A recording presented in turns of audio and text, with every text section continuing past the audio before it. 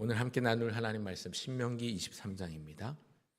신명기 23장 1절부터 14절까지 말씀 함께 보도록 하겠습니다. 신명기 23장 1절부터 14절까지의 말씀입니다.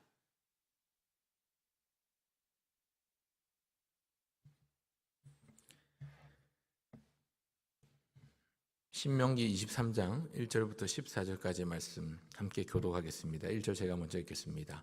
고환이 상한 자나 음경이 잘린 자는 여호와의 총회에 들어오지 못하리라. 사생자는 여호와의 총회에 들어오지 못하리니 10대에 이르기까지도 여호와의 총회에 들어오지 못하리라. 암몬 사람과 모압 사람은 여호와의 총회에 들어오지 못하리니 그들에게 속한 자는 10대뿐 아니라 영원히 여호와의 총회에 들어오지 못하리라. 그들은 너희가 애굽에서 나올 때 떡과 물로 너희를 길에서 영접하지 아니하고 메소보다미아의 부돌 사람 부올의 아들 발람에게 뇌물을 주어 너희를 저주하게 하려 하였으나 내 하나님 여호와께서 너를 사랑하심으로 내 하나님 여호와께서 발람의 말을 듣지 아니하시고 내 하나님 여호와께서 그 저주를 변하여 복이 되게 하셨나니 내 평생에 그들의 평안함과 형통함을 영원히 구하지 말지니라. 너는 에돔 사람을 미워하지 말라. 그는 내 형제임이니라. 애굽 사람을 미워하지 말라. 내가 그의 땅에서 객이 되었음이니라. 3대 후 자손은 여호와의 총회에 들어올 수 있느니라. 내가 적군을 치러 출진할 때에 모든 악한 일을 스스로 삼갈지니 누가 함의 몽솔함으로 부정하거든 진영 밖으로 나가고 정 안에 들어오지 아니하다가 해질 때에 목욕하고 해진 후에 진에 들어올 것이요 내 진영 밖에 변소를 마련하고 그리로 나가되 내 기구에 작은 삽을 더하여 밖에 나가서 대변을 볼 때에 그것으로 땅을 팔 것이요 몸을 돌려 그 배설물을 덮을지니 이는 내 하나님 여호와께서 너를 구원하시고 적군을 내게 넘기시려고 내 진영 중에 행하심이라. 그러므로 내 진영을 거룩히 하라. 그리하면 내게서 불귀하는 것을 보시 않으므로 너를 떠나지 아니하시리라. 아멘. 오늘은 신명기 23장 1절부터 14절까지의 말씀을 본문으로 신앙의 정통과 생활의 순결이라는 제목으로 하나님의 말씀 두 가지로 증거하고자 합니다. 성경을 보다 보면 설교자로서 설교하기가 민망하고 꺼려지는 내용이 아주 가끔씩 나옵니다.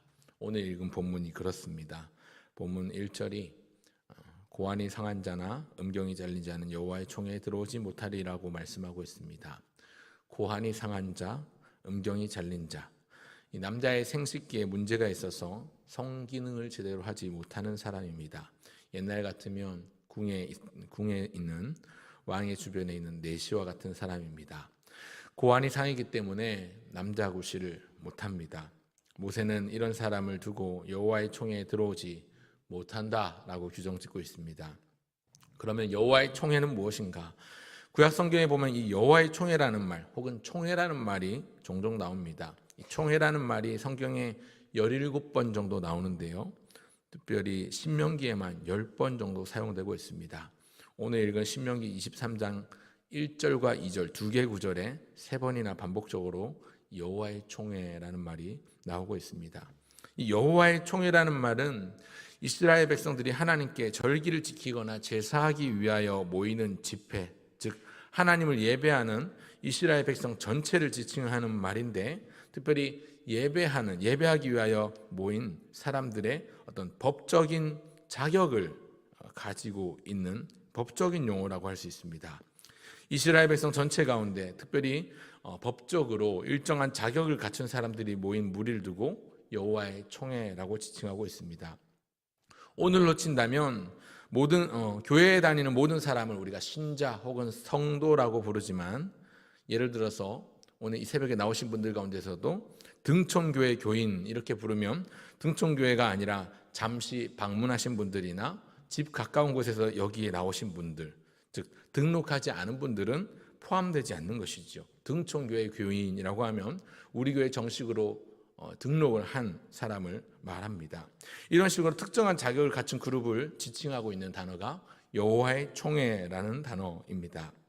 이 여호와의 총회는요 거룩하고 순결해야 합니다. 왜 그러냐면 하나님께 예배하는 예배 공동체, 예배자로서의 자격을 갖추고 있기 때문입니다. 예배의 대상이신 하나님이 거룩하시기 때문입니다.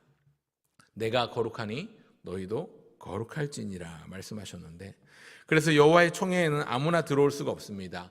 일정한 자격과 조건을 갖춰야 여호와의 총회에 함께할 수 있습니다.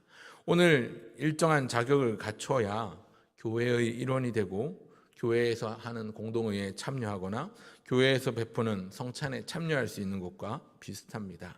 오늘 본문에서 하나님께서 우리에게 주시는 말씀을 믿음으로 받을 수 있길 바랍니다. 말씀드린 것처럼 두 가지로 말씀드리고자 합니다. 첫째로 기억할 것, 우상신앙이 아니라 정통신앙을 따르라. 우상신앙이 아니라 정통신앙을 따르라. 1절을 보시면 여호와의 총에 들어오지 못하는 사람들, 특별히 어떤 사람이 나오느냐 하면 고환이 상한 자와 음경이 잘린 자입니다. 다른 말로 내시 혹은 환관 혹은 고자라고도 표현을 하지요. 성적인 기능을 할 수 없는 남자를 지칭하는 말이 바로 이런 말들입니다. 어떤 가정에 아이가 없어서 결혼을 한 지 시간이 꽤 흘렀는데 아이가 없어서 여성분이 이 산부인과 진찰을 받고 진료를 받기도 했는데 아무런 이상이 없다고 합니다. 알고 보니 그 불임의 원인이 남자에게 있습니다. 그리고 그런 남자를 두고 소위 하는 말로 남자구실을 못한다라는 말을 하기도 합니다. 오늘 본문에 나오는 고환이 상한 자, 음경이 잘린 자, 이들이 왜 여호와의 총회에 들어갈 수 없는 것일까요? 이사야 56장 4절 5절에 보면 이런 말씀이 있습니다. 음경이 잘린 자, 고환이 상한 자를 지칭하는 이 성적인 기능이 없는 남자를 두고 이렇게 말씀하십니다. 여호와께서 이와 같이 말씀하시기를 나의 안식일을 지키며 내가 기뻐하는 일을 선택하며 나의 언약을 굳게 잡는 고자들에게는 내가 내 집에서 내 성 안에서 아들이나 딸보다 나은 기념물과 이름을 주어 끊어지지 아니하게 할 것이다 라는 표현을 말씀하고 있습니다. 하나님의 백성이라면 고자라도 성적인 기능이 없는 사람이라도 하나님께서 아들, 딸보다 더 나은 기념물과 이름을 주어서 끊어지지 아니하게 할 것이다 라고 말씀하고 있고요. 또 우리가 잘 아는 것처럼 사도행전 8장에 보면 에티오피아 간다기의 국고를 맡은 내시가 예루살렘 성전에서 예배를 드리고 돌아가다가 광야에서 빌립의 전도를 받고 세례를 받아 구원받는 장면이 나옵니다.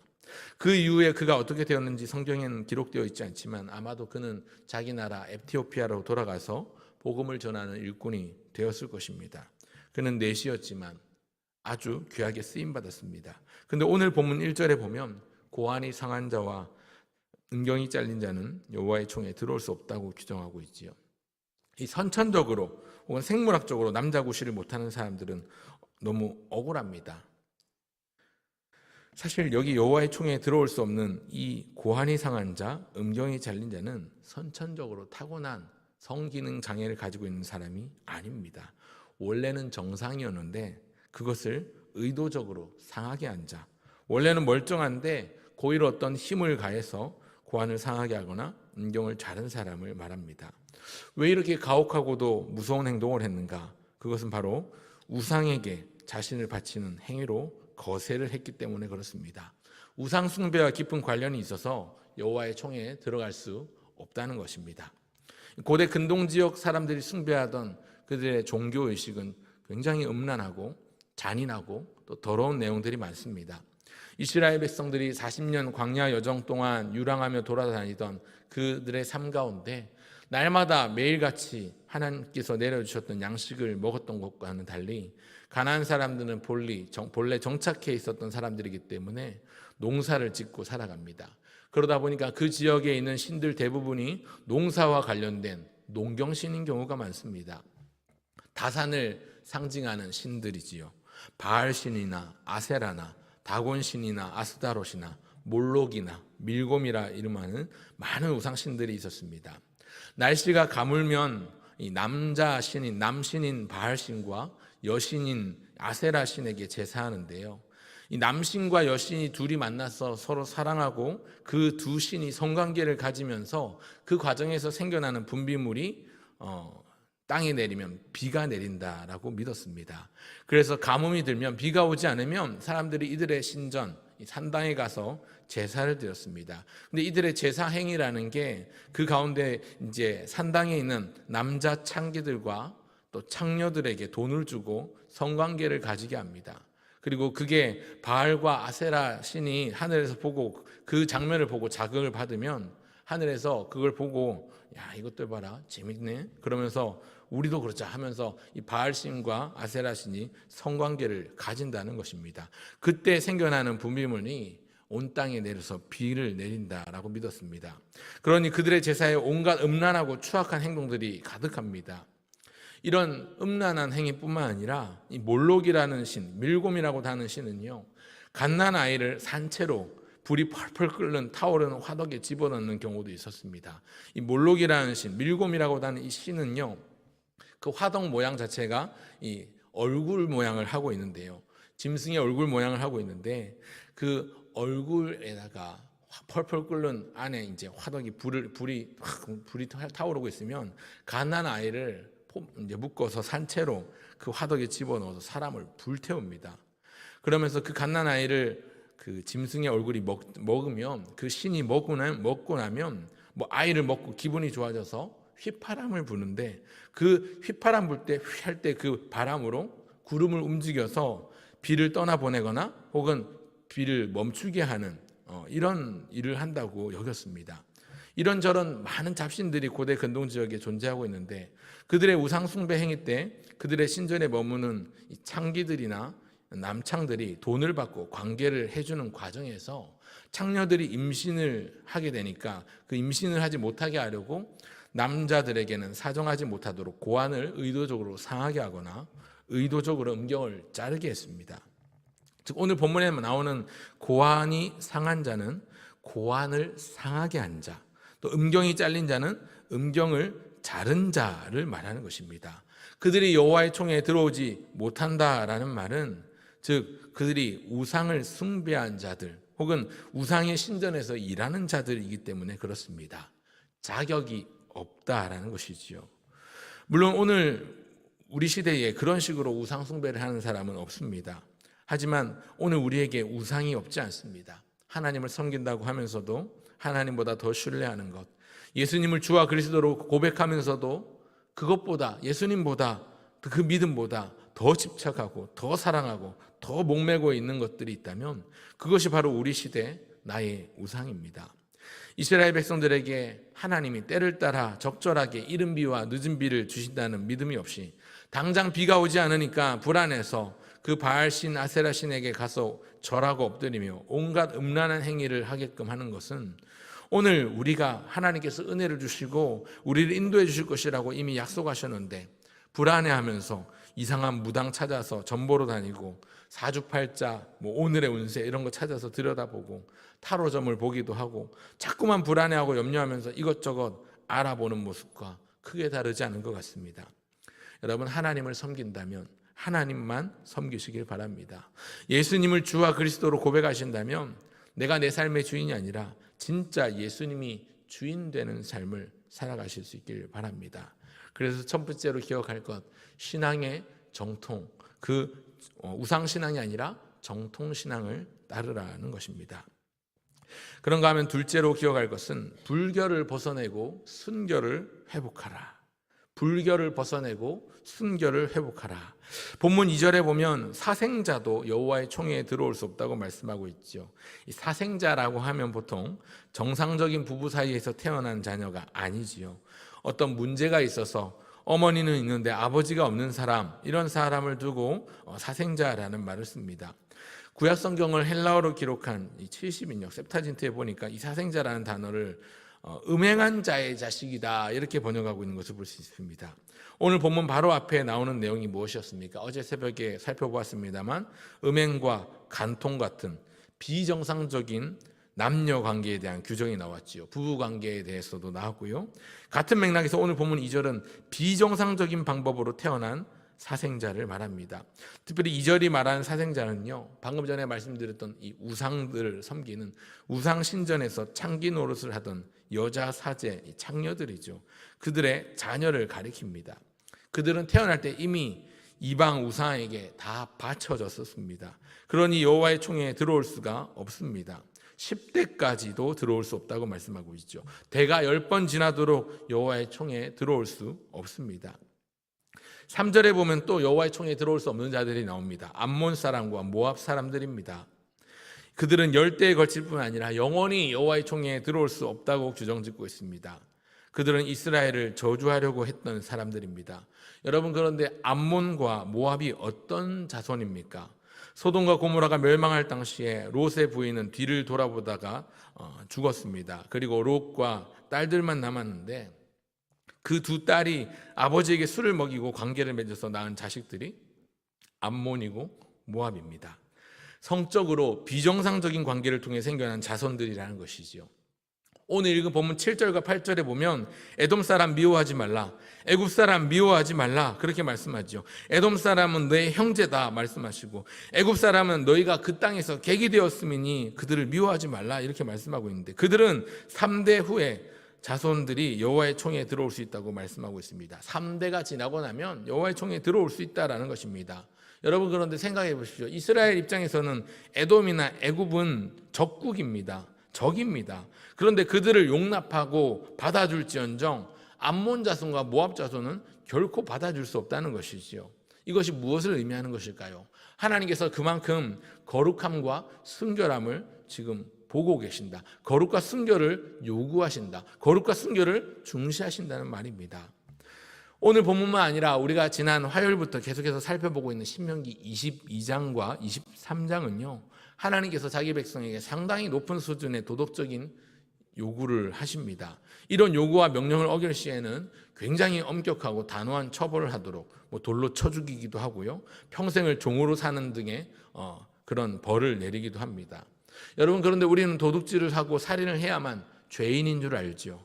사회법이 말하는 범죄에 대해서는 죄인 줄 압니다. 그러나 양심적으로 부모를 거역한다거나 도덕적으로 공동체에 유익을 주지 못하는 어떤 부도덕한 행위들은 현행범이 아니라고 여기는 경향이 있습니다.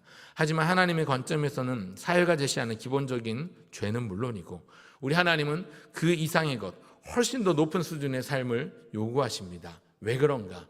하나님께서 자기 백성에게 언약하실 때에 너희가 내게 대하여 제사장 나라가 되며 나는 너희가 거룩한 백성이 되리라, 나는 너희의 하나님이 되리라 라는 말씀을 하셨죠. 하나님께서 우리 하나님이 되시고 우리는 그분의 제사장 나라가 될 것이라고 하셨는데, 제사장 나라가 되리란 말은 너희도 제사장처럼 거룩해야 한다라는 것을 바탕에 깔고 있는 것이죠. 앞전에 이미 말씀드린 것처럼 내가 거룩하니 너희도 거룩하라는 겁니다. 성도라면 기본적으로 하나님 앞에서의 성결한 삶을 살아야 하는 사람들입니다. 거룩할 성자에 무리도자를 사용하고 있습니다. 거룩한 무리라는 것입니다. 오늘 저와 여러분은 거룩한 무리, 거룩한 삶에 걸맞는 그러한 삶을 살고 계십니까? 오늘 읽은 본문 9절부터 14절까지의 말씀을 보면 역시 같은 맥락에서 내용이 이어진다고 볼 수 있습니다. 어떻게 보면 다를 수 있는데 어떻게 보면 같다고 할 수 있는 게, 전쟁 중에 진영을 거룩하게 하라고 말씀하시는 장면들입니다. 불결함과 부정함을 너희 중에서 제하라 이런 말씀을 하죠. 누군가 밤에 몽정을 하면 진영 밖에 나가서 격리하다가 해질 때쯤에 씻고 해가 지고 나서 들어오라 이렇게 말씀을 하고 있고요. 또 너희가 대변을 볼 때 삽을 가지고 가서 땅을 파서 그 배설물을 덮으라 라고 말씀하십니다. 이렇게 해야 되는 이유를 14절에서는 이렇게 말씀하고 있습니다. 14절을 보십시오. 이는 내 하나님 여호와께서 너를 구원하시고 적군을 내게 넘기시려고 내 진영 중에 행하심이라. 그러므로 내 진영을 거룩히 하라. 그리하면 내게 불결한 것을 보시지 않으므로 너를 떠나지 아니하시리라. 너의 불결한 것을 제거하고 거룩함을 유지하라는 것입니다. 부부관계에서 일어날 수 있는 여러 경우에 대한 구체적인 법을 어제 그제 살펴보았습니다만, 그리고 그런 아주 적나라하고 세세한 내용까지 우리가 살펴보았습니다만, 여러분, 하나님의 백성은 거룩과 순결을 유지해야 하는 것이지요. 여러분, 오늘 저와 여러분은 과연 하나님의 백성이라는 이름에 걸맞는 삶을 살고 계십니까? 하나님을 섬긴다고 하지만 하나님을 온전히 따르거나 신뢰하지 못하고 때때로 어려움이 찾아오거나 고난이 찾아오면 하나님을 불평하고 원망하지는 않으십니까? 예수님이 나의 주와 그리스도시라고 입술로는 고백하지만 주님보다 더 사랑하고 주님보다 더 집착하고 주님보다 더 목매는 게 많지는 않으십니까? 주님의 뜻대로 살면서 주님의 뜻대로 기도해야 하는데 그저 내가 아쉬운 대로 내 뜻, 내 소원이 성취되길 이루어지길 바라면서 마치 도깨비 방망이처럼 알라딘에 나오는 램프의 지니처럼 하나님 앞에 나와 그저 이것 달라 저것 달라 아이처럼 조르듯이 기도하는 그러한 신앙은 아니십니까? 오늘 본문에서 고환이 상한 자와 음경이 잘린 자가 총회에 들어갈 수 없다. 사생자는 들어갈 수 없다. 암몬과 모압은 들어갈 수 없다. 이렇게 말씀하고 있는 것은 죄로 인해서 영적인 순교를 잃어버린 자들은 하나님 나라에 들어갈 자격이 없다는 말입니다. 하나님께서 처음 사람을 지으실 때 자기 형상 곧 하나님의 형상대로 지으시고 창조하셨는데 인간은 자기 스스로 하나님 앞에 불순종함으로 죄를 지었습니다. 그래서 우리는 죄 가운데 태어났고 죄와 버타며 살아가며 죄로 인해 죽을 수밖에 없는 비참한 상태에 놓이고 말았습니다. 우리 스스로는 우리 스스로를 구원할 능력도 없고 하나님 나라에 들어갈 자격도 갖추지 못했습니다. 율법으로는 그랬습니다. 그런데 언약에 신실하신 긍휼에 풍성하신 하나님께서 친히 우리를 위하여 독생자 예수님을 보내주셨습니다. 그분은 율법을 완전케 하셨고 율법이 요구하는 모든 요구들을 이루셨고 마침내 율법의 마침이 되셨습니다. 죄인 대신 죽어주셨고 다시 살아나심으로 오늘 죄인인 우리에게 속죄의 은혜, 사죄의 은총을 베풀어 주셨습니다. 죄인 된 우리에게 죄 없다 하시고 의롭다 칭하셨습니다. 의로운 것이 없는데 의롭지 않은데 의롭다 칭해 주셨습니다. 쓰레기 벌레만도 못한 나를 가장 보배롭고 존귀하신 예수님께서 대신 값주고 사셨습니다.